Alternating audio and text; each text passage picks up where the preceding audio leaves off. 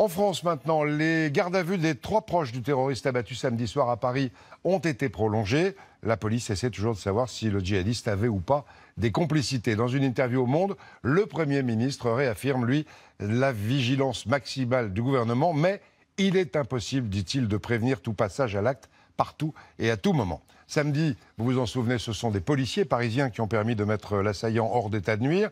Et à ce propos, lancement ce matin d'une nouvelle campagne de recrutement de la police nationale qui veut embaucher 8000 personnes. À Vanves, en région parisienne, Florent Mottet et Pascal Marcelin. Protéger chacun de vous au quotidien est le sens de notre engagement. Ces images passent en boucle depuis ce matin sur vos écrans. Faire en sorte que vous Pour ce nouveau clip, la police nationale a dépensé 1 million d'euros.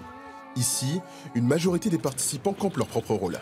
Ils sont gardiens de la paix, membres de police secours ou experts de la scientifique. En tout, une cinquantaine de policiers mobilisés pendant 3 jours. Je suis pas grand spécialiste, donc après c'est voilà, moi je participe, c'est ma première fois, donc oui, moi ça me plaît. Du coup, vous la jouez, comme ça on va pouvoir commencer un petit peu à voir les jeux. Ok, ouais, ça roule. Des moyens inédits pour attirer les plus jeunes. Notre objectif pour la police, c'est d'anticiper les nouvelles menaces, de relever de nouveaux défis. Et pour cela, on a besoin de scientifiques, de littéraires, mais aussi par exemple d'informaticiens qui soient geeks pour travailler en matière de lutte contre la cybermenace, aussi de linguistes. Pour ma part, une pub police, j'en ai jamais vu. Même si je veux faire ça depuis que je suis toute petite, c'est pas à la télé que je l'ai vu. L'esprit d'équipe. La dernière campagne, il est vrai, datée de l'an 2000. Ce métier, policier. Il faut remonter aux années 1960 pour trouver trace des premières campagnes, avec des affiches au ton résolument sexiste, avant une légère évolution 20 ans plus tard, et la présence de femmes.